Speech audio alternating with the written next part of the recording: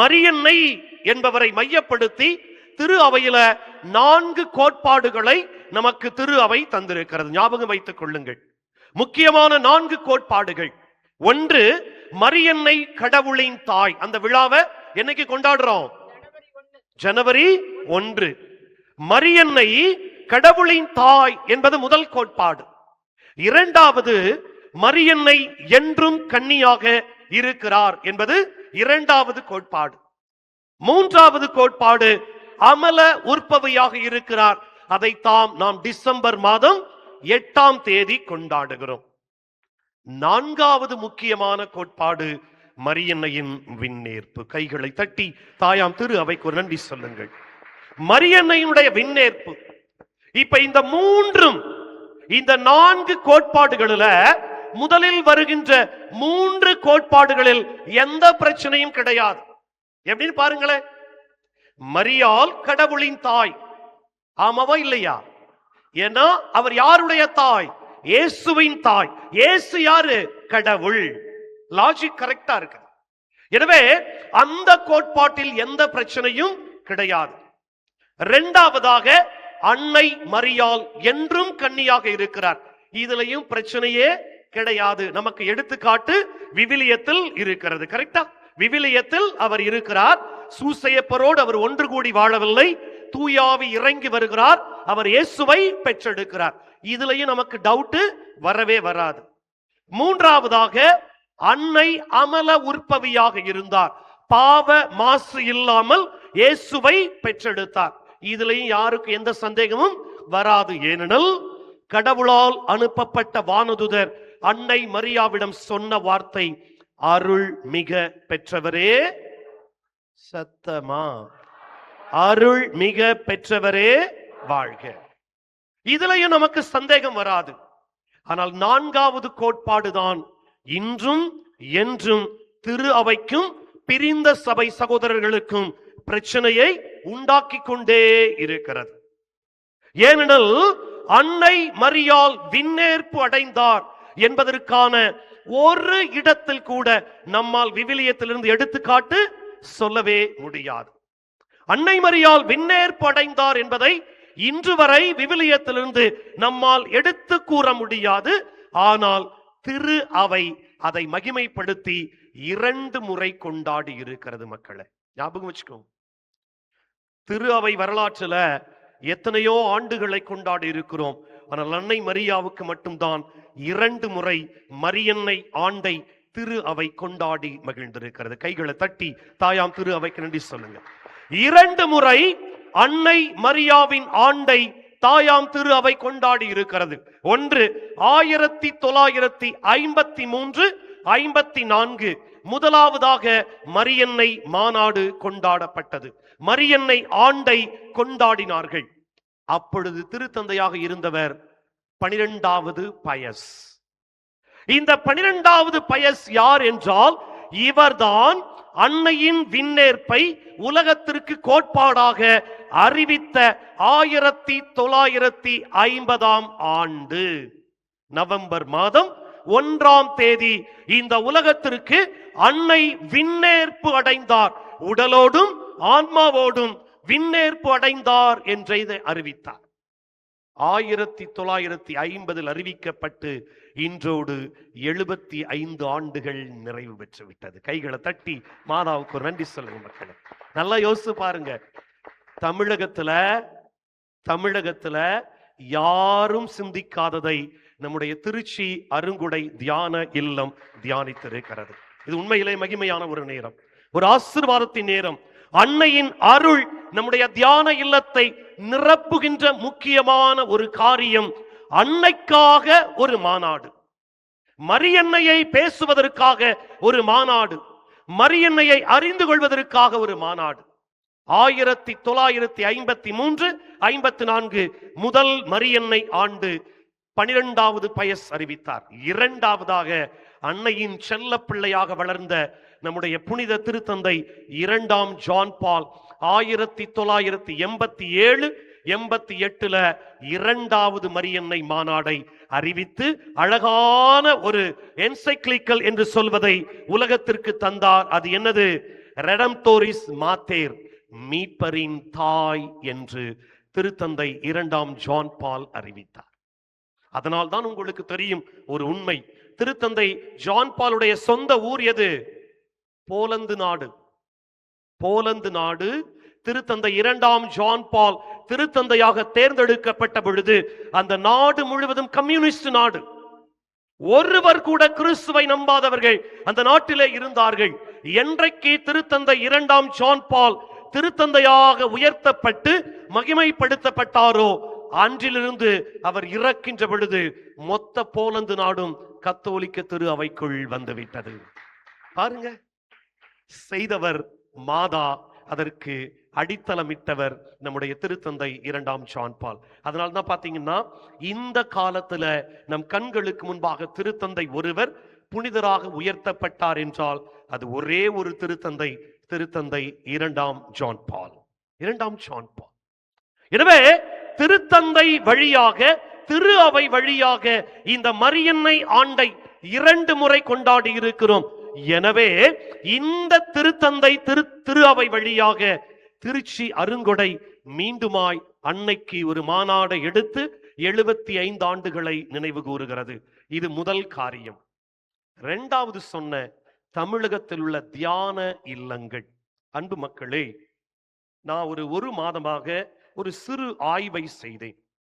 இன்றைக்கு தமிழகத்தில் உள்ள எல்லா கத்தோலிக்க தியான மையங்களில அதிகமாக நடைபெறுவது என்னவென்றால் பெற்றுக்கொள்ளுதல்.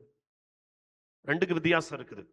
பெற்றுக்கொள்ளுதல் வேறு, எடுத்துரைத்தல் வேறு. பெற்றுக்கொள்ளுதல் வேறு, எடுத்துரைத்தல் வேறு. இன்றைக்கு இருக்கிற பல தியான மையங்களில பெற்றுக்கொள்வதற்காக நிறைய மக்கள் வருகிறார்கள். இவர் வந்தா அற்புதம் நடக்கும், பெற்றுக்கொள்ள ஓடுகிறார்கள். இவர் வந்தா இது நடக்கும், பெற்றுக்கொள்வதற்கு அதிகமான நபர்கள் இருக்கிறார்கள். பெற்றதை எடுத்துரைப்பதற்கு ஜனங்கள் இன்றைக்கு இல்லை. யோசித்து பாருங்க, எவ்வளவு செய்திகளை இன்றைக்கு தமிழகத்தில் உள்ள கத்தோலிக்க தியான மையங்களில் குருக்களும் பல நபர்களும் தருகிறார்கள். எத்தனை பேரு அதை எடுத்து வச்சு அதை யோசித்து சிந்தித்து எத்தனை பேருக்கு நம்ம அறிவிக்கிறோம்? யோசித்து பாருங்க. அந்த கேள்வி உங்க முன்னாடி வைக்கிற மக்களே, உங்களுக்கு முன்னாடி வைக்கிற எவ்வளவு செய்திகளை இந்த பீடத்திலிருந்து ஏன் பல தியான மையங்களில் பல பேர் அறிவிக்கிறார்கள். அதை பெற்றுக்கொள்கிற எத்துணை கத்தோலிக்க மக்கள் எடுத்துரைக்கிறார்கள். இன்றைக்கு தேவதாய் தான் பெற்றதை எடுத்துரைப்பதற்காக யூதேயா மலை நாட்டிற்கு சென்றார். பெற்றுக்கொள்வதற்காக அல்ல, எடுத்துரைப்பதற்காக. அறிவித்தல் இன்னைக்கு ரொம்ப குறைஞ்சிருச்சு மக்களை, ரொம்ப குறைஞ்சிருச்சு. எங்களை விட உண்மையை ஒன்று சொல்லவா, எடுத்துரைப்பதற்கும் அறிவிப்பதற்கும் உங்களுக்கு நிறைய வாய்ப்புகள் இருக்கிறது. சொல்லவா? 1, உங்க குடும்பம். கரெக்டா? இங்க இருக்கிற எத்தனை பெற்றோர்கள் பெரியவர்கள் மனசு தொட்டு சொல்லுங்க, இங்க தியானம் முடிச்சுட்டு போய் வீட்டுல போய் இன்னைக்கு இயேசு ஆண்டவர் எனக்கு இந்த செய்தியை கொடுத்தார் மகளே மகனே அப்படின்னு சொல்ற பெற்றோர்கள் கை தூக்குங்க பார்ப்போம். பாத்தீங்களா? 10, 15 அவ்வளவுதான். ஆனால் இங்கே 2 நபர்களை ஒரு கை தட்டுங்களேன், ஒரு நல்லா கை தட்டுங்களேன். 2 நபர்களுக்கு ஒரு 2 பேர் கணவன் மனைவியாக திருச்சியிலிருந்து வரவில்லை. திருச்சியிலிருந்து வர்றது ரொம்ப ஈஸி, ஏன்னா இது நம்ம ஊரு, வந்துட்டு வீட்டுக்கு போயிடலாம். 2 பேர் கணவன் மனைவியாக வெகு தூரத்திலிருந்து, வேலூர்ல இருந்து இந்த தியானத்துல மரியன்னையை பற்றி அறிந்து கொள்ள வந்திருக்கிறார்கள். நல்ல கைகளை தட்டி அவர்களுக்கு ஒரு சிறு ஜெபத்தோடு நன்றி சொல்லுவோம். அங்கிருந்து வந்திருக்கிறாங்க. மரியன்னை மாநாடு எங்களுக்கு மிக முக்கியமானது. ஏனெனில் இந்த தேவதாய் பெற்றுக்கொண்டதை எடுத்துரைத்தார். இன்னைக்கு தியான மையங்களில் குறைந்து கொண்டிருப்பது இதுதான், எடுத்துரைத்தல், அறிவித்தல். நான் பெற்றுக்கொள்வேன், தொட்டா நடக்கும், அப்ப நான் அந்த தியானத்துக்கு போறேன். எனக்கு அப்படியே ஒரு ஆட்டுவாங்க அந்த தியானத்து இல்லை. ஒவ்வொரு முறையும் அன்னை மரியாளும் சரி ஆண்டவரும் சரி எடுத்துரைத்தார்கள், அறிவித்தார்கள். அப்ப 2வது தியான மையங்கள். 3வது நான் தான் இந்த மரியன்னை மாநாடு நடக்க வேண்டும் என்று ஆசைப்பட்டேன் மக்களே. ஏன்னா என் வாழ்க்கையில ஒரு 2 ஆண்டுகளுக்கு முன்பு ஒரு பெரிய அடியை நான் வாங்கி கொண்டேன். என்ன செய்வதென்று தெரியாத போது என் அக்காவும் என் குடும்பமும் எனக்கு சொன்னது, அன்னையை இறுக பற்றி பிடித்துக்கொள், இதிலிருந்து நீ மீண்டு எழுந்து வருவாய் என்று சொன்னார்கள்.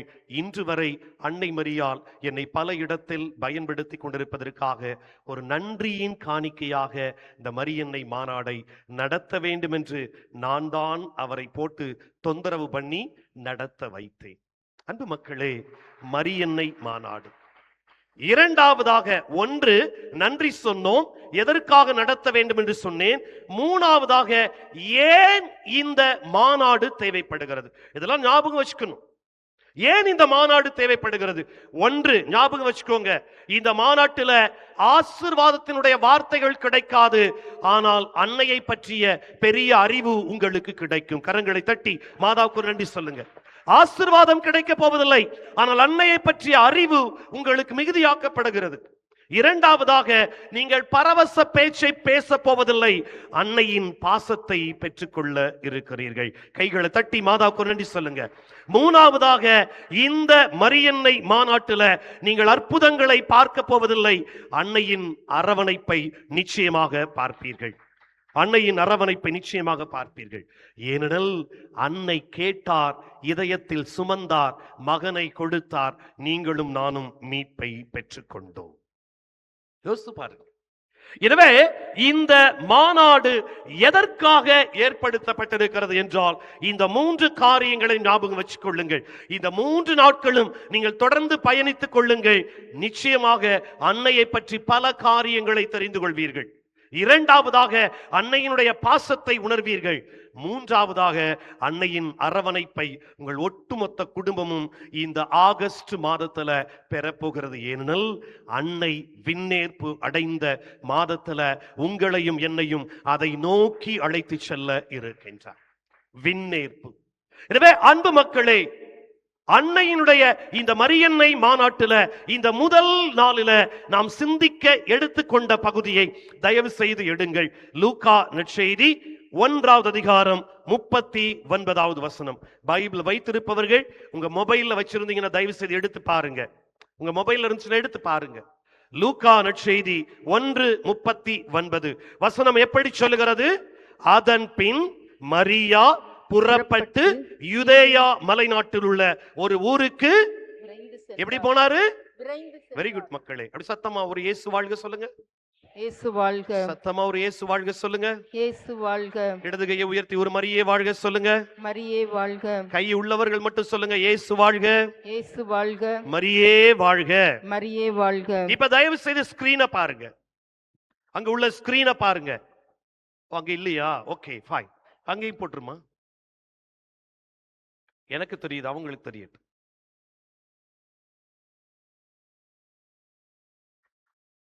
உங்க பைபிள்ல கடைசி பக்கத்துல இந்த இஸ்ரவேல் நாடு, பாலஸ்தீன நாடு, புதிய ஏற்பாடு அப்படிங்கிற ஒரு மேப் இருக்கும். நல்லா பார்த்துக்கோங்க, தயவு செய்து இந்த மேப்பை நல்லா பாருங்க. அந்த மேப்பில் உள்ள சில காரியங்களை உங்களோடு பகிர்ந்து கொள்ள போகிறேன். அன்பு மக்களே, அந்த வசனம் எப்படி சொல்லுது? அதன் பின் மரியா புறப்பட்டு யூதேயா மலை நாட்டிற்கு எப்படி போனாரு? நல்லா கவனிங்க. அவர் விரைந்து சென்றார் என்று சொல்லும் பொழுதே அங்கே லூக்கா அற்புதமான ஒரு காரியத்தை மறைத்து வைத்திருக்கிறார். அவர் விரைந்து சென்றார் என்பது அன்னையின் இயல்பை சுட்டி காட்டுகிறது, அவருடைய பயணத்தை சுட்டி காட்டவில்லை. நல்லா புரிஞ்சுக்கோங்க, சும்மா பேசக்கூடாது. விரைந்து போனார். ஏன்னா அன்னை வாழ்ந்த நாசரேத்திற்கும் எலிசபெத் வாழ்ந்த அந்த யூதேயா மலைநாட்டிற்கும் கிட்டத்தட்ட 90 மைலுங்க, 125 கிலோமீட்டர். விரைந்து போக முடியுமா? நடந்து போனாலே 4 நாள் ஆகும். கழுதை பயணத்துல போனா 4-5 நாட்கள் ஆகும். அப்புறம் ஏன் லூக்கா விரைந்து சென்றார் என்றால் அன்னையின் இயல்பு. அது என்ன இயல்பு? எப்பெல்லாம் மாதா கடவுளுடைய வார்த்தையை கேட்டாரோ அவர் ஒருபோதும் யோசித்ததே கிடையாது செயல்படுத்துவதற்கு. கரங்களை தட்டி மாதாவுக்கு நன்றி சொல்லுங்க.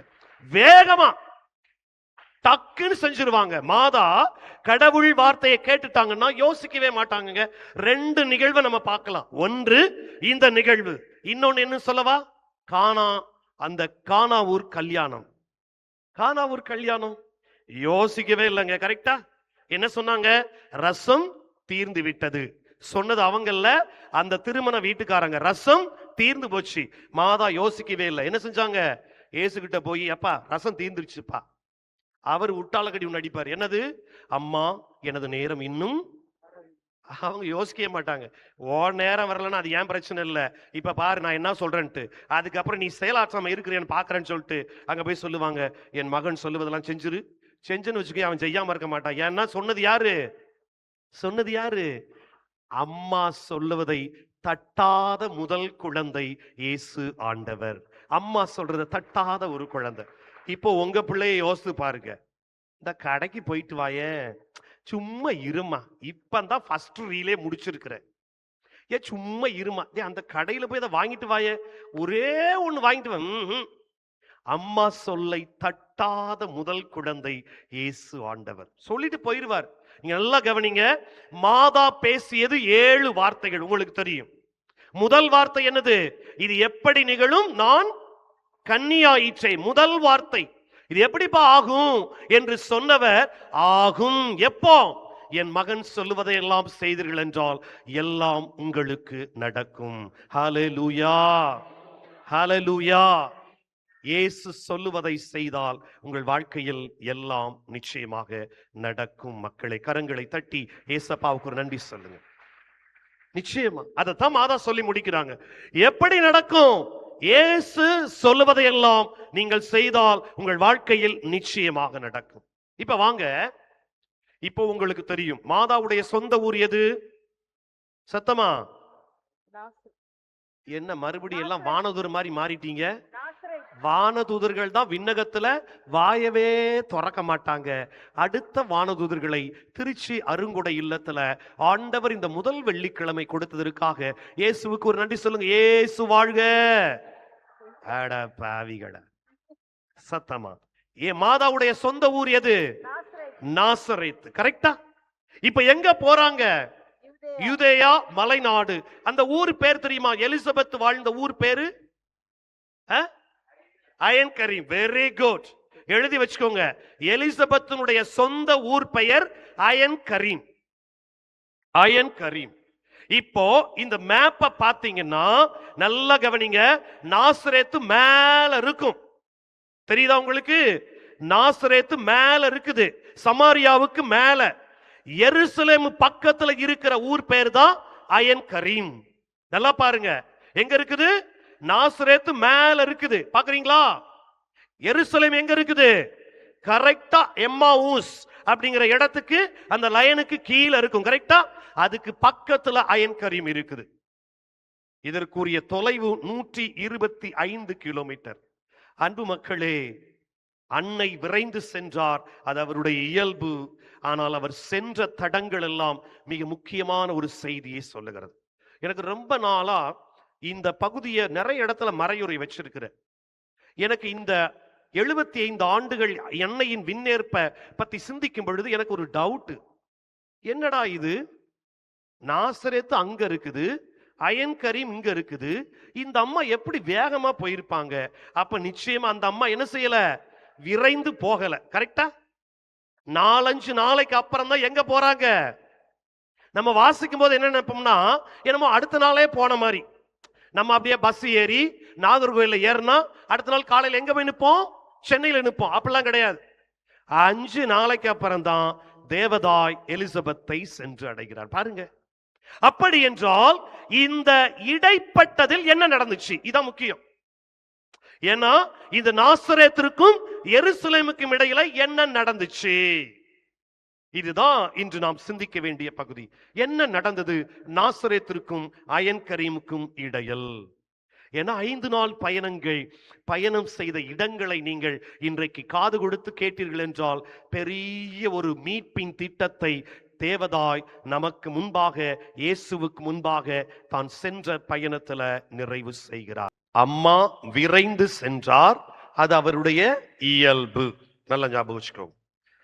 இப்போ அவர் சென்ற இடங்களை நீங்க நல்லா கவனிச்சு பார்த்தீங்கன்னா, இயேசுவினுடைய மீட்பு பயணத்தினுடைய எல்லா இடங்களுக்கும் தன் மகன் செல்வதற்கு முன்பாக தேவதாய் சென்றார். அதுதான் பெரிய மறை உண்மை மக்களே.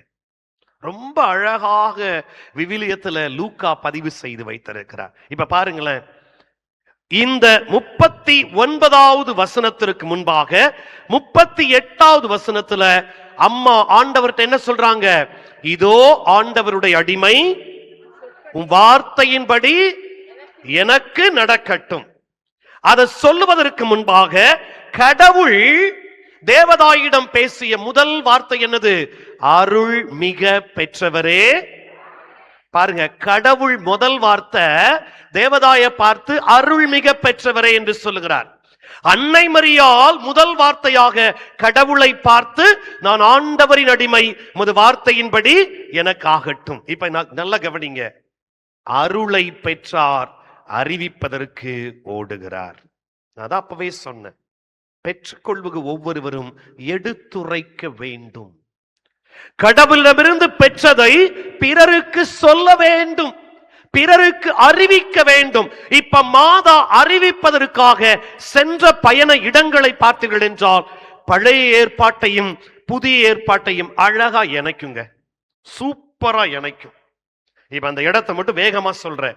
நம்பர் 1, மாதா தன்னுடைய பயணத்தை எங்க இருந்து தொடங்குறாங்க? நாசரேத். சத்தமா சொல்லுங்க, நாசரேத். இப்போ யோவான் நற்செய்தி 1:46. அம்மா கொஞ்சம் சீக்கிரமா வாசிங்க. யோவான் நற்செய்தி 1:46.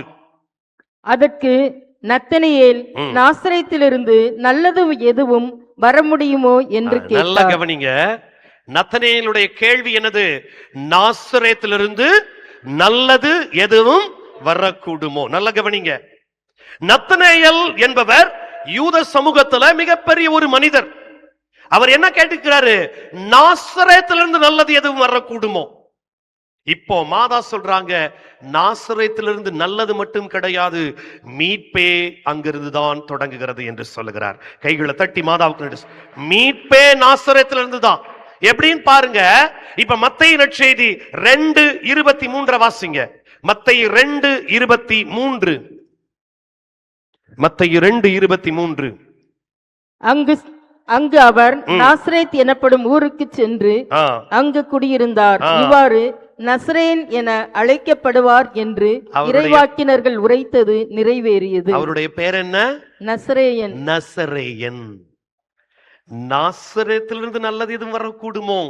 வரும். அது வேறு யாரும் இல்ல, என் மகனிடமிருந்து நல்லது வரும் என்று சொன்னவர் நமது தேவதாய் மக்களே. இப்போ நாசரேத்திலிருந்து நல்லது எதுவும் வரக்கூடுமோ, நசரேயனிடமிருந்து நல்லது வரக்கூடும் என்று சொல்லப்பட்ட அந்த வசனத்துல இவ்வாறு இறைவாக்கு உரைத்தது நிறைவேறிற்று. இருச்சா? இவ்வாறு இறைவாக்கு உரைத்தது நிறைவேறிற்று. எந்த இறைவாக்கு நிறைவேறுகிறது? இப்ப நம்ம பழைய ஏற்பாட்டை பார்க்கணும். எடுத்து வாசிங்க. எசாயா பழைய ஏற்பாடு, எசாயா 11:1-2 வசனங்களை வாசியுங்கள். எசாயா 11:1-2 வசனங்கள். ஈசாய் என்னும் அடிமரத்திலிருந்து தளிர் ஒன்று துளிர்விடும். அதன் வேர்களிலிருந்து கிளை ஒன்று வளர்ந்து கனி தரும். நல்லா கவனிங்க, இதுல நிறைய இருக்கிறது. அடிமரம், தளிர், வேர், கிளை. எத்தனை இருக்குது? அடிமரம், தளிர், வேர், கிளை, 4 இருக்கிறது. இப்ப இந்த வசனத்தை நல்லா உற்று பார்க்கணும். ஈசாய் என்ன அடிமரத்திலிருந்து. அடிமரம் இங்கிலீஷ்ல பாத்தீங்கன்னா ராடுன்னு போட்டிருக்கும். இங்கிலீஷ்ல ராடுன்னு போட்டிருக்கும். அடிமரம் என்பதற்கு எபிரேயத்துல நசேர் என்று அர்த்தம். நசேர். பழைய ஏற்பாட்டினுடைய அடிமரம் நசேர் என்பதிலிருந்து வருகிறது. புதிய ஏற்பாட்டினுடைய அடிமரம் நாசரேத்திலிருந்து வருகிறது. புரியுதான சொல்றது? அங்கே நசேர், இங்கே நாசரேத், ரெண்டும் ஒண்ணுதான்.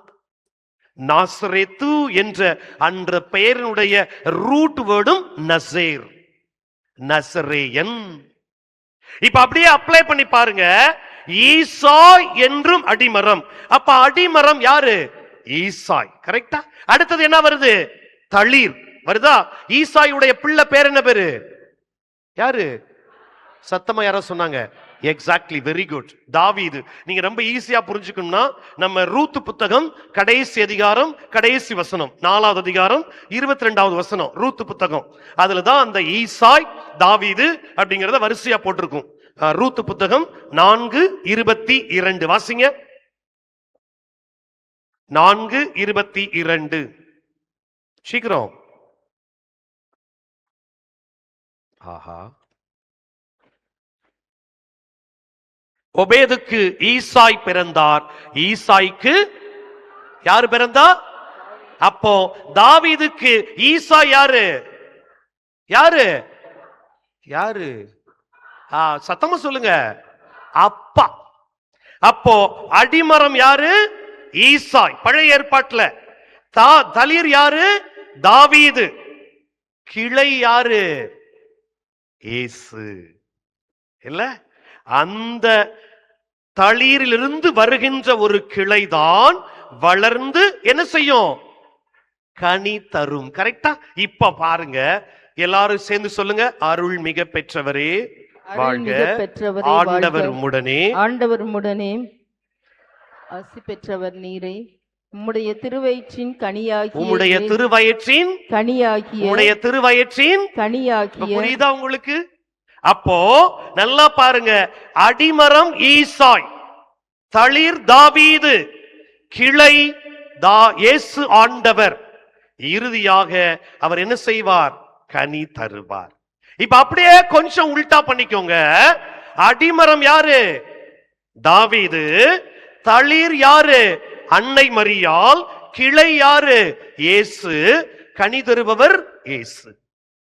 அப்ப நல்லா கவனிங்க மக்களே, அன்னையினுடைய பயணம் இயேசுவினுடைய தொடக்க கால வாழ்வை தொடங்கி வைக்கிறது. எங்க இருந்து தொடங்குறாரு? நாசரேத்திலிருந்து தொடங்குகிறார். அப்போ நம்முடைய மீட்பு எங்க இருந்து தொடங்குகிறது? நாசரேத்திலிருந்து தொடங்குகிறது. நம்பர் 1. இரண்டாவதா அவர் போன ஊர் பேரு தாபோர் மலையின் அடிவாரம். இப்ப இந்த மேப்பை போடுங்க மை டியர், அந்த மேப்பை போடுங்க, மேப்பை போடுங்க. இப்ப நல்லா பாருங்க, நாசரேத் இருக்குதா? கரெக்டா? நீங்க அந்த யோர்தான் நதிக்கு பக்கத்துல பாத்தீங்கன்னா தாபோர் மலை அடிவாரம் இருக்கும். தாபோர் மலை அடிவாரம் இருக்கும். இந்த தாபோர் மலையில் பழைய ஏற்பாட்டினுடைய சில வசனங்களை வாசிங்க, சீக்கிரமா வாசிங்க. எரேமியா புத்தகம் 46வது அதிகாரம் 18-19 வாசிங்க. 18-19. படைகளின் ஆண்டவர் என்னும் பெயருடைய மன்னர் கூறுகிறார், வாழும் என்மேல் ஆணை, மலைகளுக்குள் தாபோர் போல, மலைகளுக்குள் தாபோர் மலை மேல் ஒருவர் எப்படி வருவாரு? ஆற்றலுடன் வருவார். ஆற்றலுடன் வருவார். இயேசு வாழ்க, மரியே வாழ்க, மரியே வாழ்க.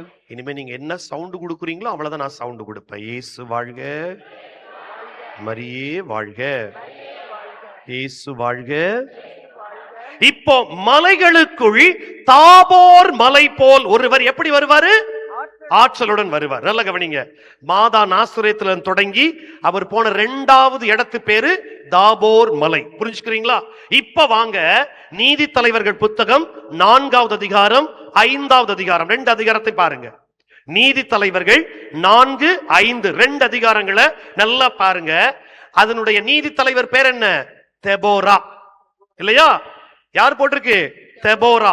தெபோரா ஆனா பெண்ணா? வெரி குட், சத்தமா சொல்லுங்க.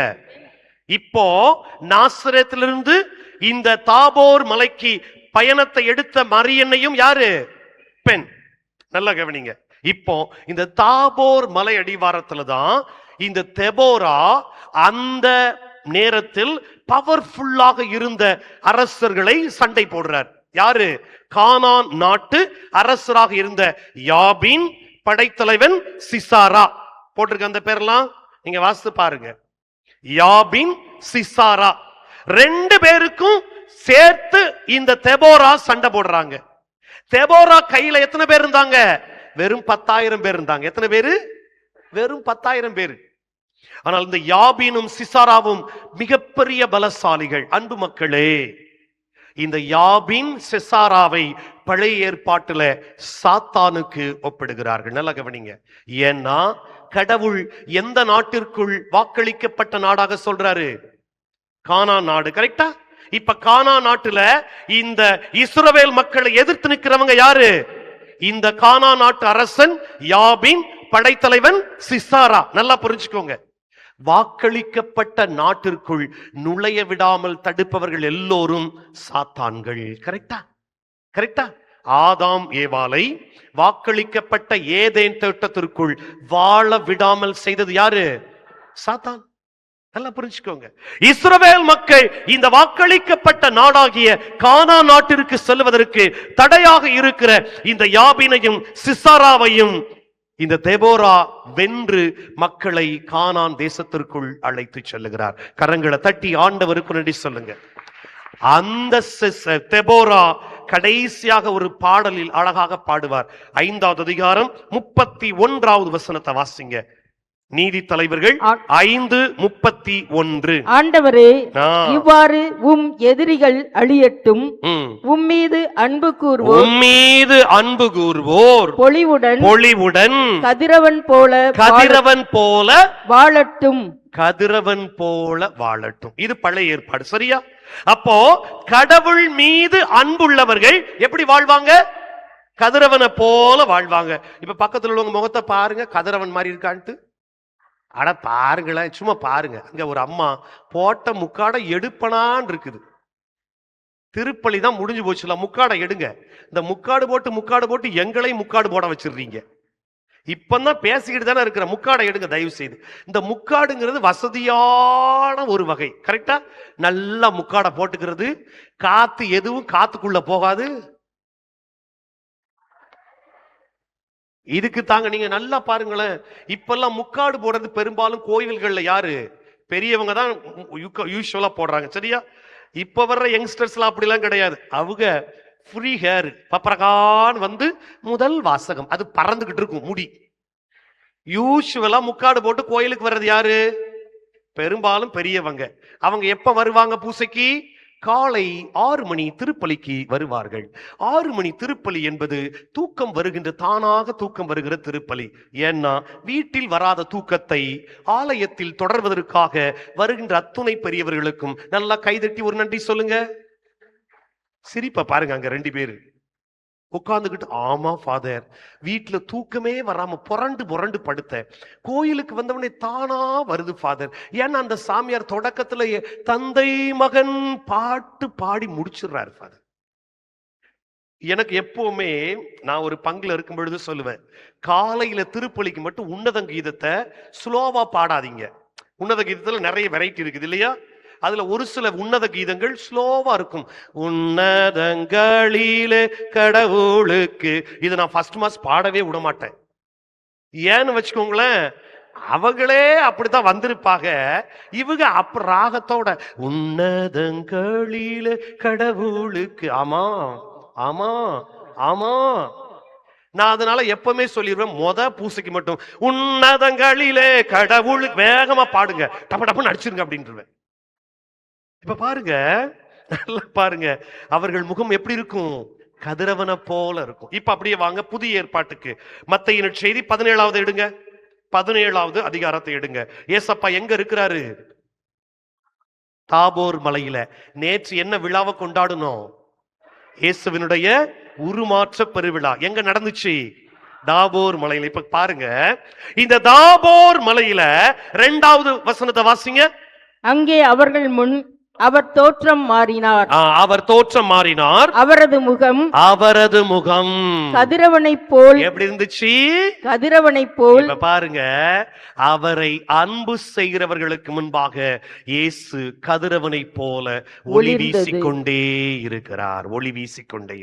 பாத்தீங்களா எவ்வாறு அன்னை மரியாள் இந்த தாபோர் மலையின் அடிவாரத்துல தெபோராவை போல சாத்தானை, தொடக்க நூலில் வந்த சாத்தானை ஜெயித்து அவர் பாடிய கதிரவனை போல என்பதை அவருடைய மகனாம் இயேசு கிறிஸ்து அதே தாபோர் மலையில் நின்று கதிரவனை போல ஒளிர்ந்தார்.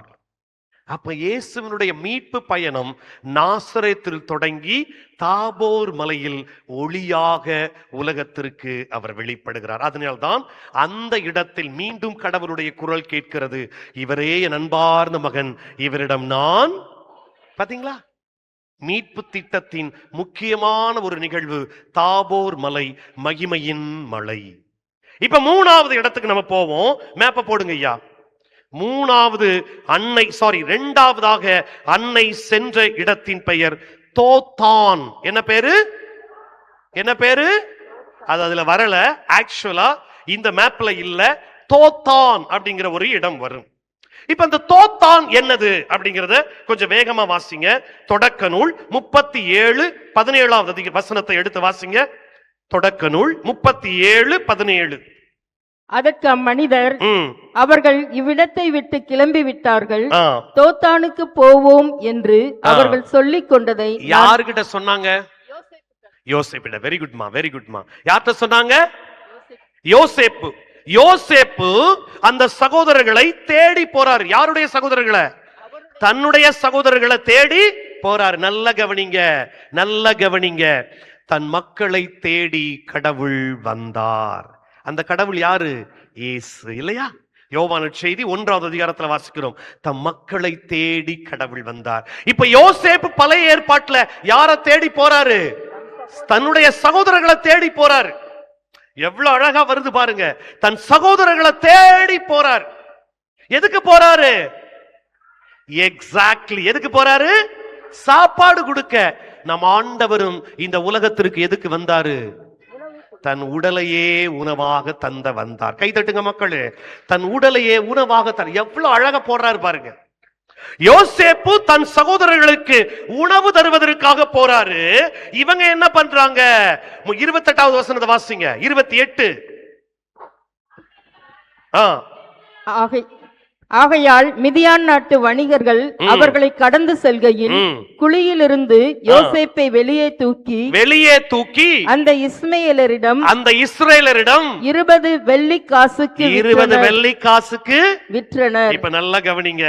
இயேசுவை எதிரிகளின் கைகளில் 30 வெள்ளிக்காசுக்கு விற்று கொடுத்தவர்கள் அவருடைய எதிரிகளா, அவருடைய சொந்த மக்களா? எக்ஸாக்ட்லி. சொந்த திருத்துதராக இருந்த யூதாசு தான் எதிரிகளிடம் இயேசுவை எத்தனை வெள்ளிக்காசுக்கு? இப்ப பாத்தீங்களா, தன் சொந்த சகோதரர்களால் யோசேப்பு 20 வெள்ளிக்காசுக்கு எதிரிகளுக்கு விற்கப்படுகிறார். அதே காட்சி புதிய ஏற்பாட்டில் பார்க்கிறோம். இயேசுவும் தன் சொந்த திருத்துதரான யூதாஸ் வழியாக எதிரிகளிடமிருந்து 30 வெள்ளிக்காசுக்கு விற்கப்படுகிறார். எவ்வளவு அழகா பாருங்க. இதே காட்சியை தான் நாம் மத்தேயு நற்செய்தி 26வது அதிகாரம் எடுங்க. மத்தேயு நற்செய்தி 26வது அதிகாரம் 15-16 வசனங்களை நல்லா பாருங்க. மத்தேயு நற்செய்தி 26:15-16. இயேசுவே, உங்களுக்கு நான் காட்டிக் கொடுத்தால் எனக்கு என்ன தருவீர்கள் என்று கேட்டான். யூதாசு கேட்டான். அப்போ அவர்களும் 30 வெள்ளிக்காசுகளை எண்ணி அவனுக்கு கொடுத்தார்கள். இப்ப புரியுதா மக்களே? அப்ப மாதா கடவுள் இயேசு உண்மையான இறைமகனாக மகிமை பெற்றவுடன் சென்ற 2வது இடம் அவர் மீட்பு திட்டத்துல நமக்காக விற்கப்பட்டு எதிரிகளால் அடிக்கப்படுவார் என்பதை அன்னைக்கு தன்னுடைய அந்த பயணத்துல அழகா வெளிப்படுத்திட்டார். தோத்தான் மலை கடவுள் தோற்ற ஒரு இடம். தோத்தானில் யோசேப்பு தோற்றது போல நமது ஆண்டவரும் எதிரிகளால் விற்கப்பட்டு தோற்று போய் நிற்கின்ற காட்சியை நம்ம பார்க்கிறோம்.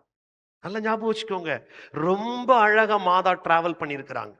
இது நீங்க ரசிக்க தெரியலன்னு வச்சுக்கோங்களேன், எப்ப பார்த்தாலும் அற்புதத்தை பெற்றுக்கொள்ளுகிற கூட்டமாக ஓடிக்கொள்வோம். நான் தவறு இல்லை என்று சொல்லவில்லை, தெரிந்து பெற்றுக்கொள்ளுங்கள். அப்ப ஆசீர்வாதம் டபுளா கிடைக்கும். ஒண்ணு இல்லைங்க, வேளாங்கண்ணி மாதா கோவில் எங்க இருக்குன்னு தெரிஞ்சாதான் அந்த மாதாவிடம் ஜெபிப்பதற்கு ஈஸியா இருக்கும். கரெக்டா? வேளாங்கண்ணி மாதா எங்க இருக்குன்னே தெரியாம இவரு போய் நாகப்பட்டினம் வேளாங்கண்ணி மாதாவுக்கு போறதுக்கு பதிலா அவங்க ஊருக்கு பக்கத்துல இருக்கிற மாரியம்மா கிட்ட நின்றுட்டு போய் ஜெபிச்சாருன்னா அது தப்பா ரைட்டா? தப்பு. அதத்தான் சொல்றேன், தெரிந்து கொண்டு ஜெபியுங்கள், உங்களுக்கு எல்லாமே நல்லதாக நடக்கும். இயேசு வாழ்க, மரியே வாழ்க. இப்ப நல்லா புரிஞ்சுக்கோங்க, அம்மா தொடங்கிய பயணம் எங்க தொடங்கினாங்க? ரெண்டாவதா போன இடம் எந்த இடம்? தாபோர் மலை.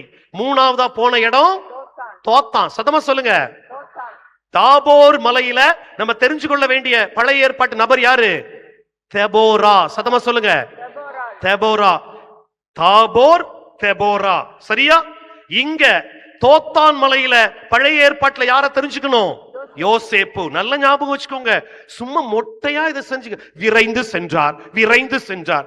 அதுக்கப்புறம் பாருங்களேன், உடனே எங்க மாதா சென்று எலிசபெத்திற்கு அதை செய்தார், இதை செய்தார். இல்லாதெல்லாம் அடிச்சு தள்ளிக்கிட்டு இருப்போம். ஆனா நிச்சயமா மாதா செஞ்சிருப்பாங்க. பெருக்கி எடுத்திருப்பாங்க, கூட்டி இருப்பாங்க, அந்த ஆடு மாடுகளுக்கு தண்ணி கொடுத்திருப்பாங்க, எல்லா வேலையும் மாதா செஞ்சிருப்பாங்க. அதை விட்டுருங்க. இப்ப நான் மூன்றாவதாக அன்னை சென்ற இடம் பெத்தேல். என்ன இடம்? பெத்தேல். பெத்தேல் பழைய ஏற்பாட்டுல எருசலேமுக்கு அடுத்ததாக அதிகமாக வருகின்ற ஒரு பெயர் பெத்தேல். வேகமா வாசிங்க. தொடக்க நூல் 12:8. சீக்கிரமா பைபிள் எடுங்க. தொடக்க நூல் 12:8. ஆபிரகாம் அல்ல, ஆபிராம். 17வது வசனத்துலதான் அவர் பேரு ஆபிரகாமா மாறும். தயவு செய்து தெளிவா இருக்கணும். ஆபிராம் அங்கிருந்து புறப்பட்டு பெத்தேலுக்கு கிழக்கே இருந்த மலைப்பக்கம் சென்று பெத்தேலுக்கு மேற்கே ஆயிக்கு கீழே கூடாரம் அமைத்து குடியிருந்தார்.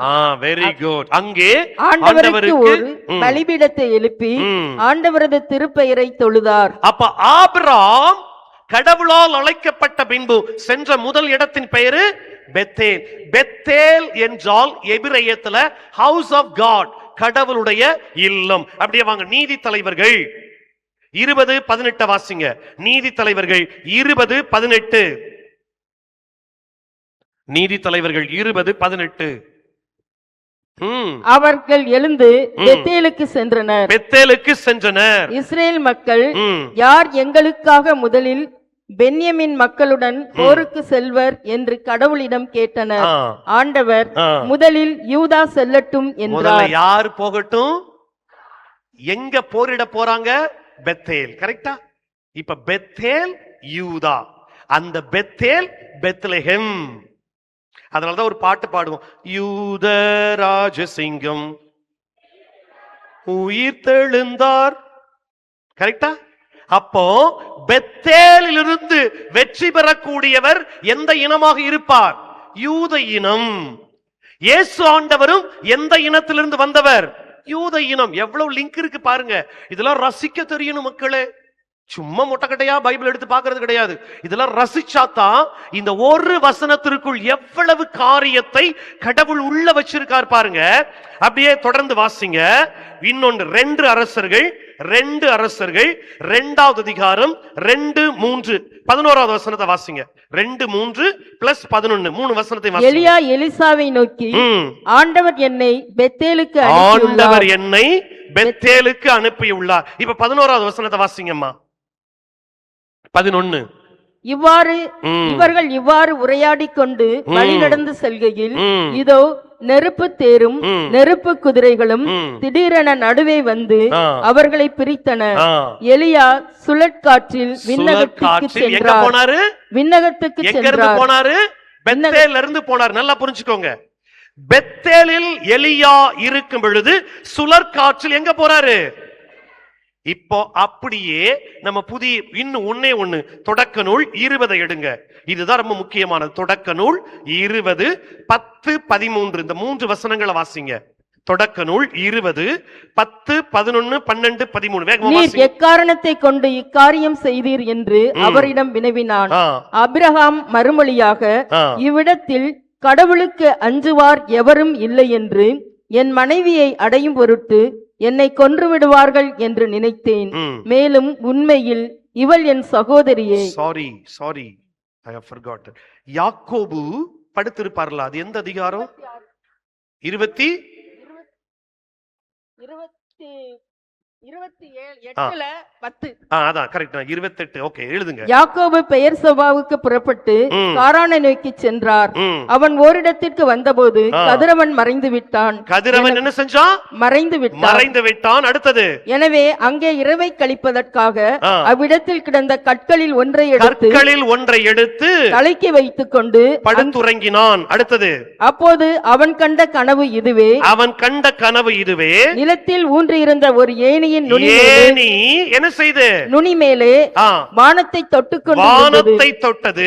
அதில் கடவுளின் தூதர்கள் ஏறுவதும் இறங்குவதுமாக இருந்தார்கள். நல்ல கவனிங்க. அப்ப பழைய ஏற்பாட்டுல ஒரு ஏணியை வைத்தவுடன் யாக்கோபு கண்ட கனவுல ஏறுகிறார்கள், இறங்குகிறார்கள். கரெக்டா? இப்ப நல்லா புரிஞ்சுக்கோங்க. அப்ப என்ன செஞ்சுச்சு? கதிரவன் மறைஞ்சிருச்சு. கரெக்டா? கதிரவன் மறைஞ்சிச்சு. இப்ப அப்படியே புதிய ஏற்பாட்டுக்கு வாங்க. இயேசு இறப்பதற்கு முன்பாக என்ன செய்து? கதிரவன் மறைஞ்சிச்சா? மத்தேயு நற்செய்தியில வாசிக்கிறோம். கதிரவன் மறையுது, திரைச்சீலைகள் 2ஆ பிரியுது. இப்போ கதிரவன் மறைந்தவுடன் ஏணியாகிய சிலுவை இந்த வானத்தையும் பூமியையும் தொட்டிருந்தது. நம்மை கடவுள் மேலேயும் கீழேயும் அழைத்து செல்வதற்காக ஏணியாகிய இந்த சிலுவையை அந்த பாறைகள் நிறைந்த, கற்கள் நிறைந்த கல்வாரி மலையில தன்னை அந்த சிலுவையில் அறையப்பட்டு விண்ணகத்தையும் மன்னகத்தையும் இணைத்தார். கைத்தட்டுங்க மக்களே, கைத்தட்டுங்க. புரியுதா? நீங்க திருன்னு பாக்குறத பார்த்தா நம்ம ஏன்டா இவ்வளவு யோசித்தோம், 4 ஆசீர்வாத வார்த்தைகளை போட்டு விட்டு போனா நல்லா இருக்கும் போல நான் நினைக்க மாட்டேன். அப்படிலாம் விட மாட்டேன். அப்படின்னா உங்களுக்கு சினிப்பா இருக்கும், இல்ல இனிப்பா இருக்கும். ஏசு உங்களை அன்னைக்கு தொடுவாரு, எப்பா நன்றிப்பா. அது அப்புறம் முதல்ல நல்லா உள்ள வாங்கிக்கோங்க. எடுத்துரைத்தல் ரொம்ப முக்கிய மக்களே. இப்ப பாருங்க, பெத்தேலில் அன்று யாக்கோபு ஒரு ஏணியின் வழியாக வானதூதர்கள் ஏறுவதை இறங்குவதை கண்டார். இன்றைக்கு உலகத்தில் நீங்களும் நானும் கல்வாரி மலையில் நடப்பட்ட அந்த சிலுவையின் வழியாக விண்ணகத்தை அடைவதற்காக இயேசு தன் உயிரை கல்வாரி மலையில விட்டார். கரெக்டா? இப்ப பாத்தீங்களா, மாதா நாசரேத்துல வர்றாங்க, தாபோர் மலையில மகிமை அடைகிறாங்க, தோத்தான் மலையில அவங்க ஜெயிக்கிறாங்க. இப்ப பாத்தீங்கன்னா எங்க வந்து நிக்கிறாங்க? கல்வாரி மலையில விற்கப்பட்டு, எதிரிகளால் யூதாசால் விற்கப்பட்டு இப்ப எங்க வந்து நிக்கிறாரு? கல்வாரி மலையில நிக்கிறாரு. கடைசியாக மரியன்னை சென்ற இடம் எருசலேம். பாத்தீங்களா, அந்த மேப்ல பாருங்க, எருசலேம். அப்ப நாசரேத்துல தொடங்கி எருசலேம் பத்தி நான் சொல்ல விரும்பல, டைம் இல்லை. எருசலேம் என்பதில் தான் கடவுளுடைய ஆலயம் அமர்ந்தது. அந்த ஆலயத்துல சாலமோன் காலத்துல மகிமை மேகமாய் வந்து அந்த ஆலயத்தை நிரப்பியது. கரெக்டா? இயேசு ஆண்டவரும் எருசலேமுக்கு அருகில்தான் தன் திருத்துதர்களுக்கு முன்பாக விண்ணகத்திற்கு எடுத்து செல்லப்பட்டு எதை அடைந்தார்? விண்ணகத்தை அடைந்தார். அதுதான் என்ன விழா? இயேசுவின் விண்ணேற்றம். Ascension of Jesus. இயேசு விண்ணேற்றம் அடைந்தார். எங்க? எருசலேம் பக்கத்துல. அப்பதான் சொல்லுவாங்க திருத்துதர் பணிகள் 1ஆவது அதிகாரத்துல, கலிலேயரே எங்கடா பாத்துக்கிட்டு இருக்கிறீங்க? மேல பாத்துக்கிட்டு இருக்கிறோம் சொல்லுவாங்க. இயேசு விண்ணேற்றம் அடைந்தார். எங்க? எருசலேம் இடத்துல விண்ணேற்றம் அடைந்தார். இப்ப நான் சொல்றது புரியுதா புரியலையா மக்களே? நாசரேத்துல மாதா தொடங்கி எங்க முடிக்கிறாங்க? எருசலேம்ல முடிக்கிறாங்க. இதத்தான் இயேசுவும் இந்த மீட்பு பயணத்துல செஞ்சார். கரெக்டா? நசரேயன் எங்க போறாரு? தாபோர் மலைக்கு போறாரு. அங்க என்ன பண்றாரு? தன்னுடைய உருவத்தை மாற்றுகிறார். தோற்ற மாற்றம் முடிந்தவுடன் அவர் எங்க போறாரு? தோத்தான் மலைக்கு போறாரு. தோத்தான் மலையில என்ன நடக்குது? விற்கப்படுகிறார். கரெக்டா? யாரால் விற்கப்படுகிறார்? யூதாசால் விற்கப்படுகிறார். விற்கப்பட்ட அவர் எங்க வர்றாரு? பெத்தேலில் கல்வாரியில் அடிக்கப்படுகிறார். கரெக்டா? அடிக்கப்பட்ட அவர் எருசலேமில் நமக்காக விண்ணேற்றம் அடைகிறார். அன்பு மக்களே, இதே காட்சியை தான் மாதாவின் வாழ்க்கையிலும் பார்க்கலாம். அன்னை மரியாவும் விண்ணேற்றம் அடையவில்லை, விண்ணேற்பு அடைந்தார், விண்ணேற்பு அடைந்தார். அதனால் தான் சொல்றேன், இந்த அன்னையின் பயணம் விண்ணேற்பின் பயணம். அந்த விண்ணேற்பு பயணத்தின் முடிவுல பாருங்களேன், முடிஞ்சு அவ்வளவுதான். விண்ணேற்பு பயணத்தின் முடிவுல என்ன செய்கிறார் தேவதாய்? லூக்கா நற்செய்தி 1ஆவது அதிகாரம் 40-41 வாசித்து பாருங்கள். லூக்கா நற்செய்தி 40-41. என் அன்னை மரியாள் எருசலேமில் ஆண்டவருடைய விண்ணேற்ற மகிழ்மை மாட்சியில் பங்கேற்ற பின்பு அவர் முதலாவதாக எலிசபெத்தை என்ன செய்கிறார்? வாழ்த்துகிறார். கரெக்டா? இன்றைக்கு தேவதாய் உங்களையும் எருசலேமிலிருந்து ஐன்கரிமைக்கு அடைகின்ற பொழுது உங்கள் ஒவ்வொரு குடும்பத்தையும் வாழ்த்துகிறார்.